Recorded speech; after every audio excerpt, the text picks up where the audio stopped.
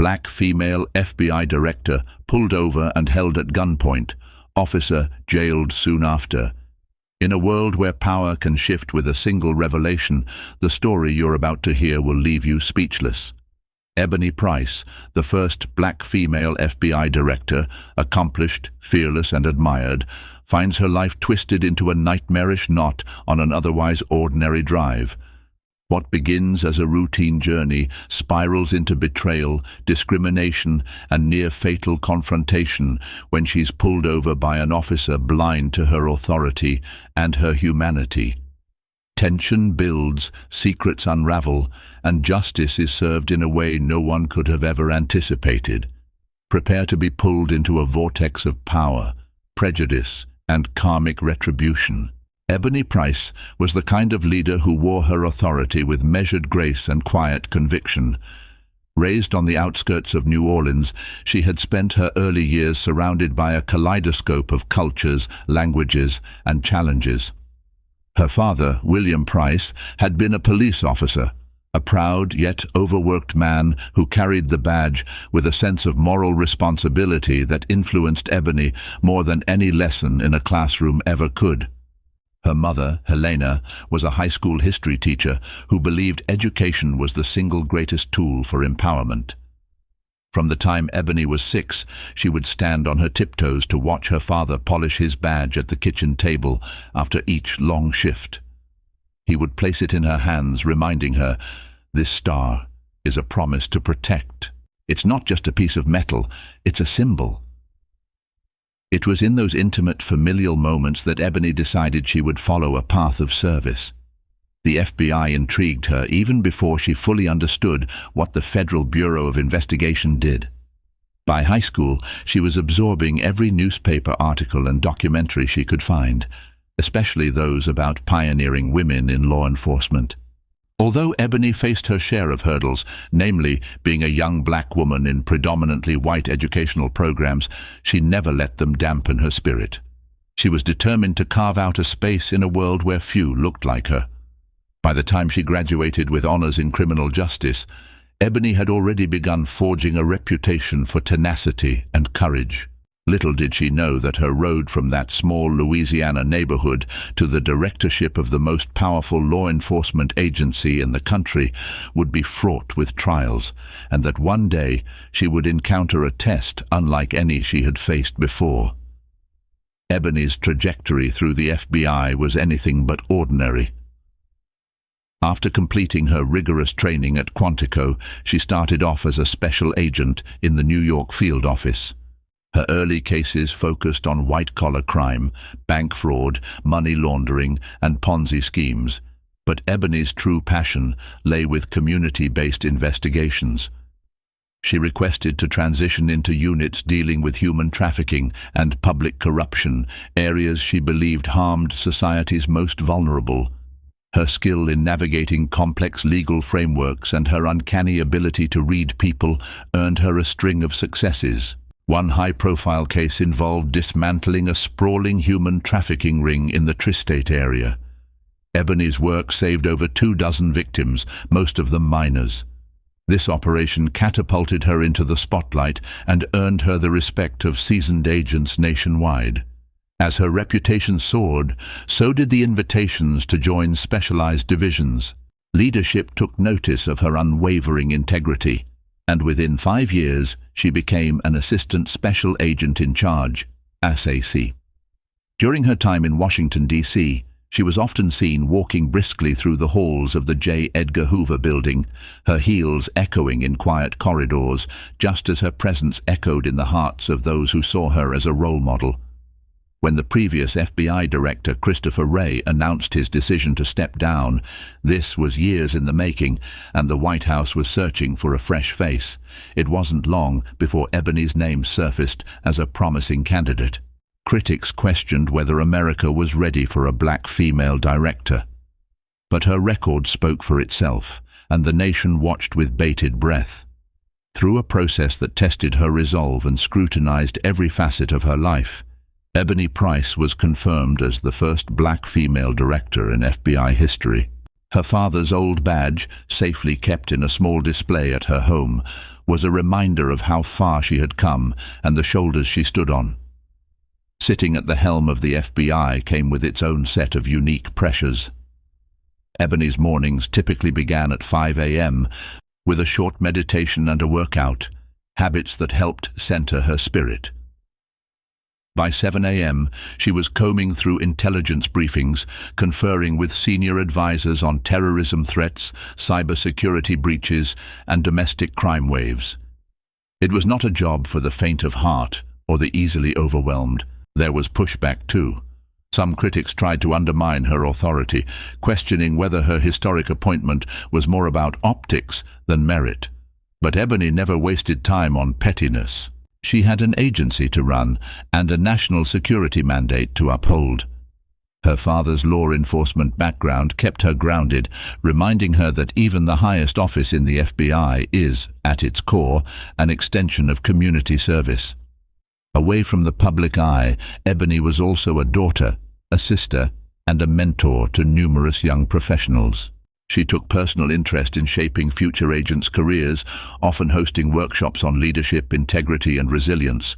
Despite her hectic schedule, Ebony believed in direct communication, sending handwritten notes to agents who performed exceptionally well. Symbolically, she was the fortress of justice, but underneath the title and power, she carried a warm heart that resonated with those who worked closely with her. Little did she know that all the discipline, empathy, and tenacity she had cultivated over the years would soon be tested in a way that threatened not just her safety, but the very soul of the institution she led.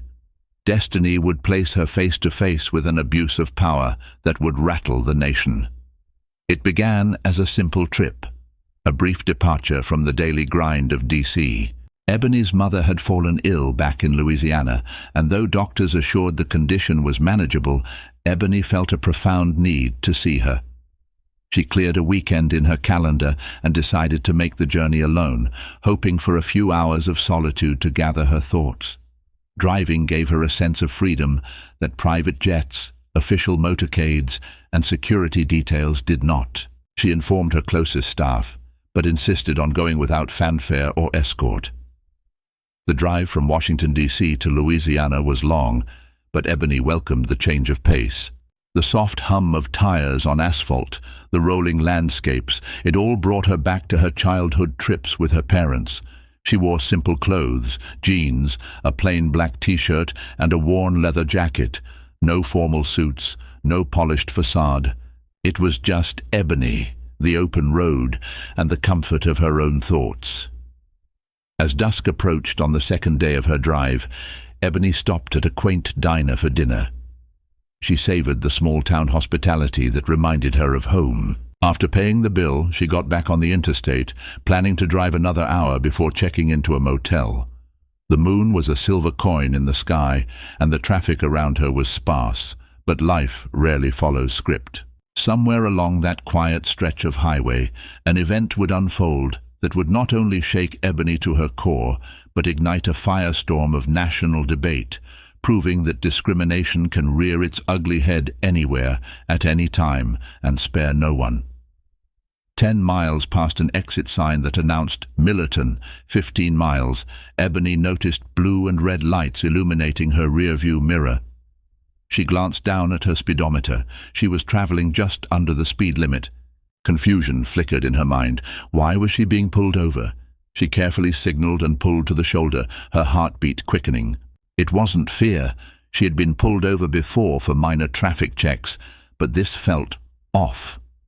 There was hardly any traffic, and she had done nothing to violate any rules.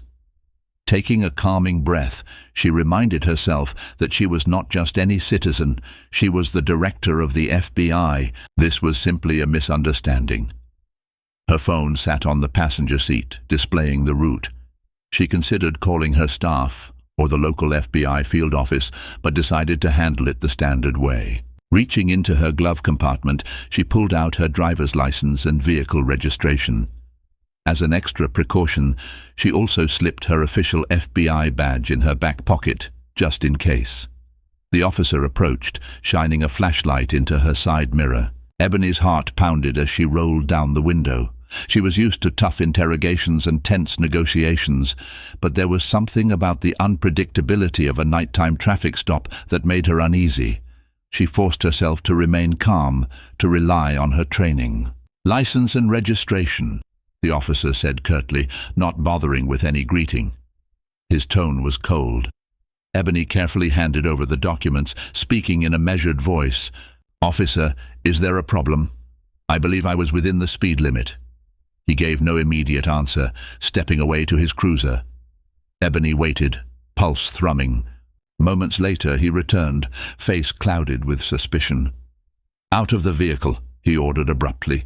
Confusion and anxiety spiraled within her. "May I ask why?" she asked politely, her voice unwavering. "Step out of the vehicle now," he shouted, placing his hand on his holster.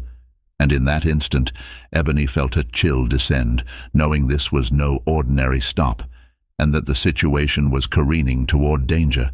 Ebony slowly opened the door, her hands raised above her shoulders. She had faced terrorists, career criminals, and hardened gangs.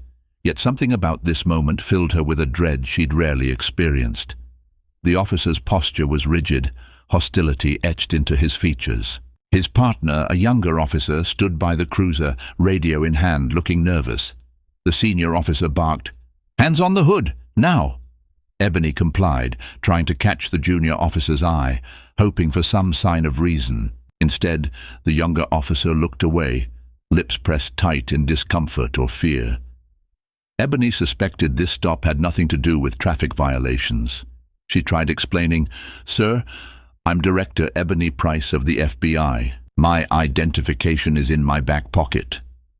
Her calm tone belied the storm roaring within her. Typically, the mention of her name or the FBI badge would trigger a moment of clarity, an immediate shift in an officer's demeanor. But not tonight. "Shut up," the senior officer snapped, drawing his weapon. "I don't want to hear any of your nonsense. I know your type." His voice dripped with a contempt Ebony recognized all too well, raw prejudice, the kind that refused to see reason. Ebony's breath caught. Any sudden move could be misconstrued as a threat. She had trained hundreds of agents on how to de-escalate tense situations, yet now she found herself powerless. A part of her mind, trained in crisis management, scanned for possible outcomes: compliance, negotiation, or an attempt to display her official credentials. But the man behind her had already drawn his gun, and logic told her this was about power, not public safety. Every second stretched into an eternity. Ebony could feel the cold metal of the car's hood beneath her palms. The officer stepped closer, pressing the muzzle of his firearm near her shoulder. The world had narrowed to this hostile confrontation. She took a slow, trembling breath, praying that cooler heads would prevail before an irrevocable tragedy occurred. In the paralyzing silence, Ebony steadied herself. "Officer," she said evenly, "I am armed, but it's an FBI-issued firearm. I'm placing my right hand behind my back to retrieve my credentials. No sudden moves." She felt the muzzle push harder, eliciting a wince. "Did I say you could move?" He spat. His nameplate read W. Randall, though Ebony doubted he cared whether she saw it or not. It was the junior officer who intervened first. "So maybe we should check the ID. She might—" Randall turned abruptly, aiming his venom at his partner. "Don't you ever question me in front of a suspect, Officer Davis. You learn to trust your gut, and my gut says she's lying." Ebony exhaled, each breath feeling like a gamble. She recognized the legal dangers of this situation, an officer ignoring her credentials, refusing to verify her identity, and brandishing a firearm without cause. If she were anyone else, without rank, without the possibility of calls that could mobilize entire units, would she even be alive after such hostility? The tension cracked when headlights flooded the scene. Another patrol car pulled up, and out stepped a local sheriff's deputy. Ebony glimpsed the department's insignia, a star with Millerton County etched around it. He approached cautiously, one hand on his radio. "What's going on here?" the deputy asked, surveying Ebony's pinned posture. Randall barely turned his head. She's resisting, possibly armed. I've got it under control." The deputy looked skeptical. "Ma'am, may I see some ID?" Ebony carefully slid her left hand toward her back pocket, pulling out the small leather case that bore the golden FBI shield. She handed it to the sheriff's deputy, who flipped it open, shining his flashlight on the badge and Ebony's photo.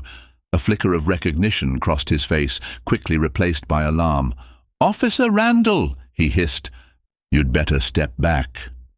The moment crystallized. Something was about to give, and Ebony prayed the last shards of reason would keep her alive. Randall, however, refused to yield. He was locked in a moment of pure rage, fueled by whatever prejudices had grown inside him over the years. "I don't care who she says she is," he snarled, pressing the muzzle against Ebony's shoulder. "For all I know, this could be a fake ID. You can buy these online these days." Officer Davis shifted uncomfortably, looking between his partner and the sheriff's deputy. The tension was thick, as if every molecule of air crackled with potential violence. The deputy spoke carefully. "That's not just any ID. This is Ebony Price, the FBI director." Randall's eyes flickered with disbelief. "What?" For a moment, Ebony felt the pressure lessen. But then his anger flared anew, perhaps out of fear, shame, or sheer obstinacy. "She doesn't get special treatment for being some big shot. She's just another suspect to me." The sheriff's deputy took a step forward. "Officer Randall, put your weapon down. This is an order." Silence hung. Then a flicker of movement. Randall's gun hand trembled, and Ebony braced for the worst. Yet in that split second, Ebony heard an approaching siren. Another cruiser, likely responding to the deputy's backup call. A seasoned state trooper emerged, with stripes on his uniform indicating a higher rank. One glance at Ebony's badge in the deputy's hand and at Randall's drawn weapon told him enough. He barked, "Officer, stand down. This woman is the director of the Federal Bureau of Investigation." Randall wavered, the realization that he had pointed a gun at the highest-ranking law enforcement official in the country slowly sinking in. His face contorted between confusion and the grim understanding of what he had done. He lowered his weapon, but the damage was already done. Ebony Price, the FBI director, stood there in the darkness, trembling from the near-catastrophic misuse of force. Within the hour, Ebony found herself seated in a small police station in Millerton County, the sheriff's office. Officers hovered nervously, offering coffee, water, and apologies. She accepted a glass of water with unsteady hands, still rattled by the confrontation. The sheriff, a middle-aged man named Robert Devereaux, was bending over backward to correct the wrongs inflicted by Randall's actions. "Madam Director, I'm so sorry. This never should have happened. We're placing Randall on immediate administrative leave, pending an investigation," Devereaux explained, sweat beading on his forehead. Ebony rubbed her temples, pushing back the image of a gun barrel near her shoulder. "Sheriff Devereaux, I appreciate your efforts, but administrative leave won't cut it." He pointed a gun at me without provocation, ignoring repeated attempts to identify myself. What if I were someone with less authority, less protection? Would that individual walk away unscathed? Her question was rhetorical, but it hit like a sledgehammer. Devereaux looked down, nodding grimly. "I'll cooperate fully with any federal investigation," he assured her. The junior officer, Davis, was in another room giving his statement. From what Ebony overheard, Davis was shaken, but complicit in not intervening sooner. Ebony couldn't help but imagine how many other times Randall had overstepped his bounds, using intimidation and prejudice in the line of duty. When Ebony finally stepped outside, the sky was on the verge of dawn, stained with soft hues of pink and orange. Despite her exhaustion, a spark of determination ignited within her.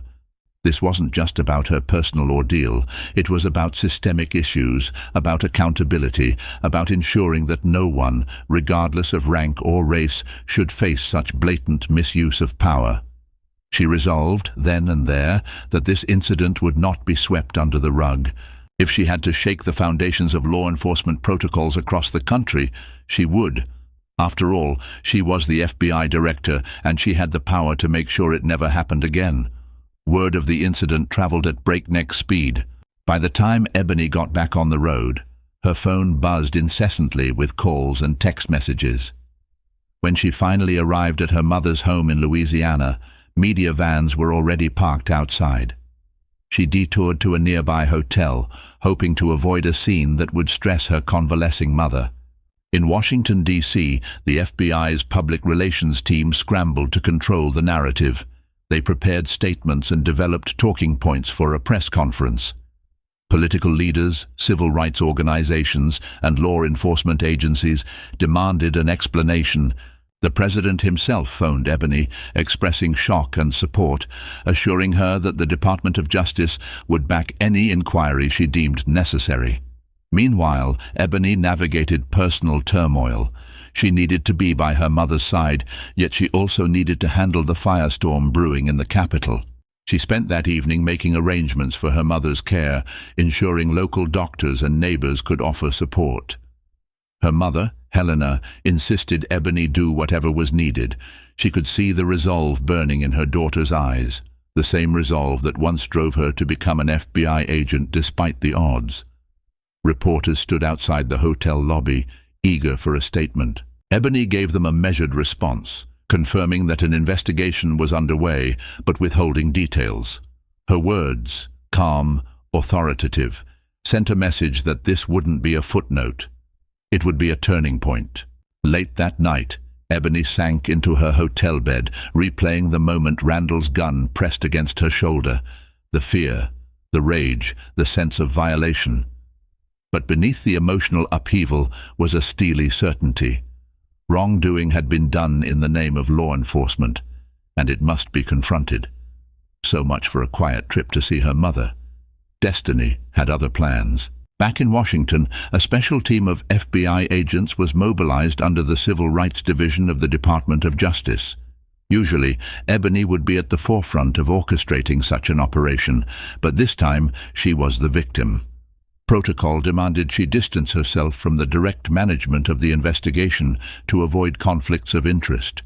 Yet she was still updated regularly by her deputy director, a seasoned agent named Kelsey Hughes, who had a reputation for dogged tenacity.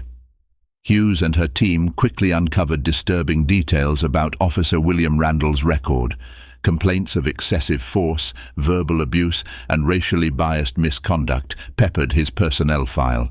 Most complaints had been dismissed or quietly settled.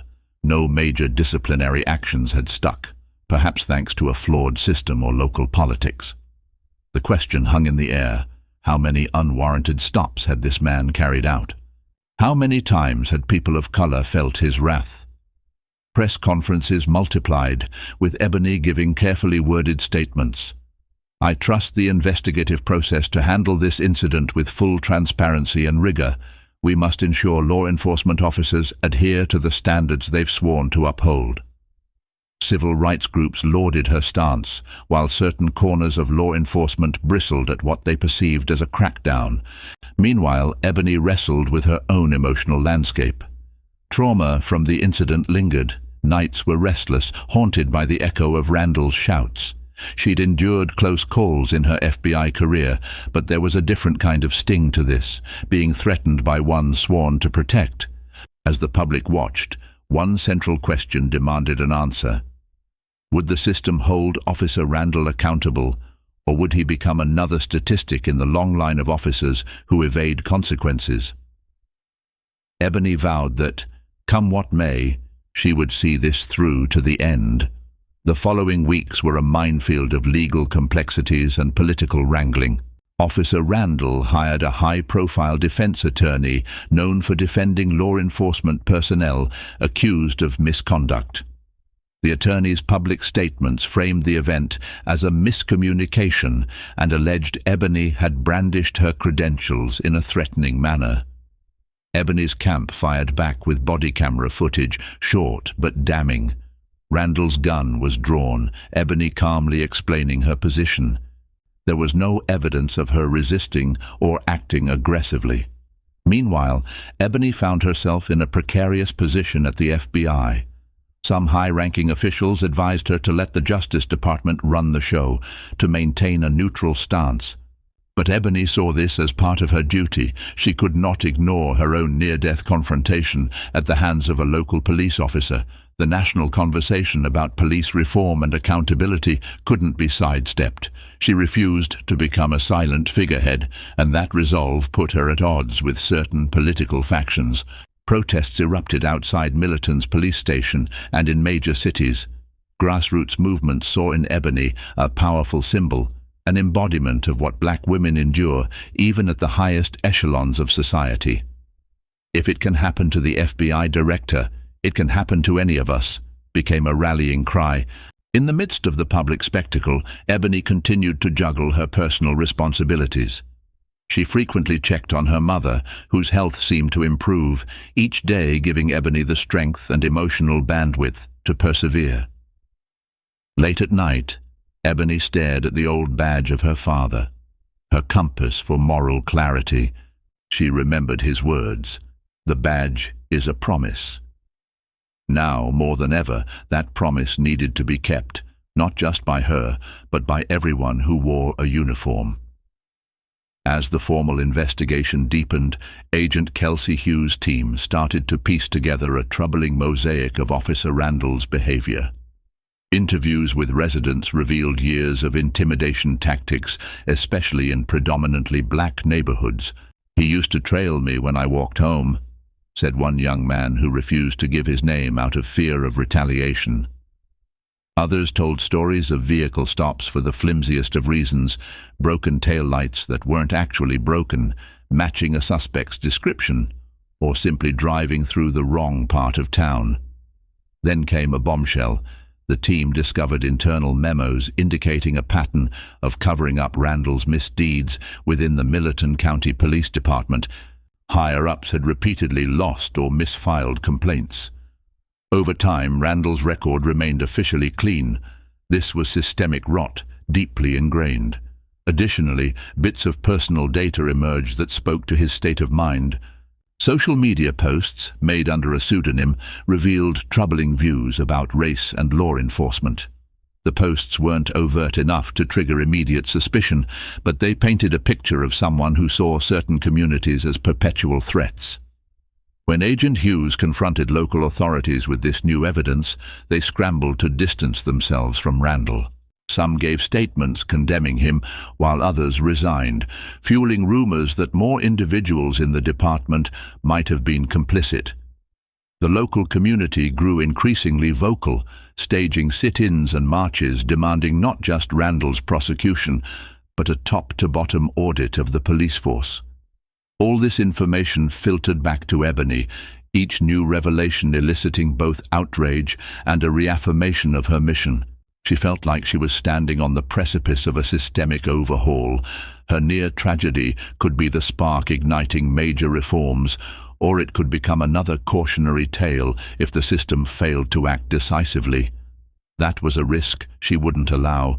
4 months after the traffic stop, the case finally landed in federal court. Officer William Randall faced charges of violating Ebony Price's civil rights under color of law, a serious offense carrying significant penalties. The trial was more than a legal proceeding. It was a national spectacle. Media outlets camped outside the courthouse, while political commentators debated everything from racial profiling to the moral fabric of policing. Ebony arrived with her legal team, dressed in a tailored black suit that exuded professionalism and resolve. She was determined to face Randall, not as the FBI director flaunting her title, but as a citizen wronged by a misuse of power. Inside the courtroom, the tension was palpable. The judge, a stern woman known for no-nonsense rulings, presided with calm authority. The prosecution laid out the facts succinctly. Ebony was pulled over without lawful cause, forcibly detained, and held at gunpoint, despite repeatedly identifying herself. Body camera footage, though partially obscured, corroborated Ebony's account.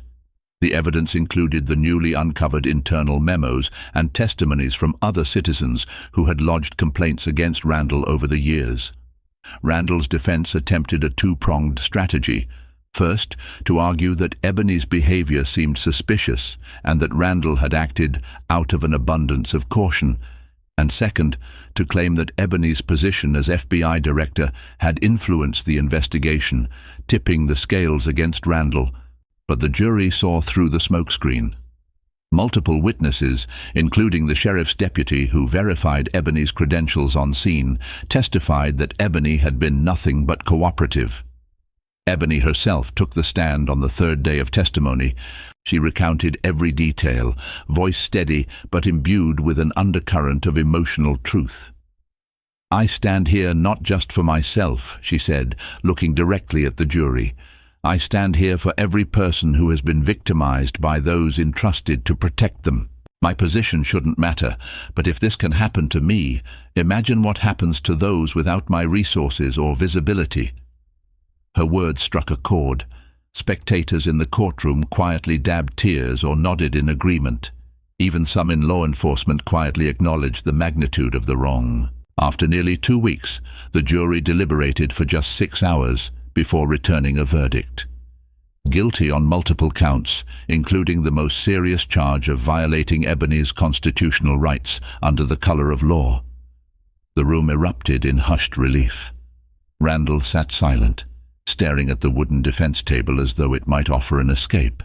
There would be no easy way out. A sentencing hearing was scheduled for a month later. When sentencing day arrived, people from across the country tuned in, waiting to see whether the justice system would deliver accountability. Ebony had chosen not to make another victim impact statement, believing her trial testimony spoke volumes. Instead, she sat in the front row alongside her deputy director, Kelsey Hughes, and a handful of supporters from the FBI. The judge outlined the severity of Randall's actions, citing his abuse of authority and blatant disregard for Ebony's constitutional rights. Then came the announcement. Randall was sentenced to 10 years in federal prison, along with mandated community service upon release and mandatory bias counseling. The courtroom was silent, except for the echoes of the gavel. Randall's attorney placed a consoling hand on his client's shoulder, but the officer barely reacted, as if in a daze. Word of the sentencing spread quickly. Civil rights advocates hailed it as a landmark case, a sign that even law enforcement officers who went too far could be held to account. Skeptics pointed out that while 10 years might sound substantial, the real impact would depend on broader reforms. Ebony agreed. One conviction was not enough to heal systemic wounds, but it was a start. Behind the scenes, the fallout in Millerton County had already reshaped the local police department. The chief resigned amidst pressure, and a thorough review by the Department of Justice was underway, examining hiring practices, complaint procedures, and accountability measures. Citizen review boards were being formed, an idea Ebony wholeheartedly supported. For Ebony personally, the moment offered a bittersweet victory. She was relieved by the outcome, but the sting of her own traumatic experience lingered. She visited her mother the following weekend, finding solace in Helena's slowly improving health. Sitting on the old porch swing, she confided, "Mama, I never wanted a crusade like this, but if it prevents even one innocent life from harm, it's worth it." Her mother's eyes sparkled with pride. "Child, sometimes we don't choose the battles, they choose us, and you stood up for what's right." Looking out at the tall oak trees swaying in the breeze, Ebony felt a sense of calm. The storm had passed, but the lessons remained. She intended to carry those lessons back to her office at the J. Edgar Hoover building, ensuring that the promise of the badge, her father's badge, remained unbroken. Ebony returned to Washington, D.C., to a hero's welcome from many within the FBI. Agents lined the halls in quiet solidarity, not out of forced ceremony, but genuine respect for a leader who had walked through fire and emerged stronger. Deputy Director Hughes gave her a quick embrace and whispered, "Welcome home." In the days that followed, Ebony rolled out a new initiative called Operation Guardian, focusing on enhanced training for local law enforcement agencies. It emphasized de-escalation tactics, cultural sensitivity, and federal oversight mechanisms designed to hold departments accountable when complaints surfaced. Ebony also coordinated with national law enforcement leaders to push for standardized reporting systems that would prevent problematic officers from simply moving to other jurisdictions undetected. Critics claimed Ebony was capitalizing on her personal experience to exert federal authority over local forces, but Ebony refused to be deterred. She had seen firsthand what unchecked power could lead to. "Trust is a two-way street," she said at a press conference. "Communities must trust officers, and officers must be worthy of that trust." 1 month after Randall's sentencing, Ebony drove to a memorial park on the outskirts of the city. Dressed in civilian clothes, she walked to a small monument dedicated to fallen law enforcement officers. A faint breeze rustled the trees overhead. Ebony placed a single white rose at the base, thinking of her father, William Price, and the ideals of service that once glimmered in his freshly polished badge. "We have work to do," she murmured, as though speaking to him across time. A sense of closure filled her heart, tinged with the knowledge that her path was not yet complete. This ordeal had been a crucible, forging within her a sharpened sense of justice. She was still Ebony Price, the first black female director of the FBI, but she was also a survivor, an advocate, and a living testament to the power of perseverance in the face of adversity. As she walked away from the memorial, her silhouette against the setting sun seemed a testament to resilience itself. Tomorrow there would be new battles to fight, new initiatives to launch, new communities to protect. But for now, Ebony embraced a moment of peace.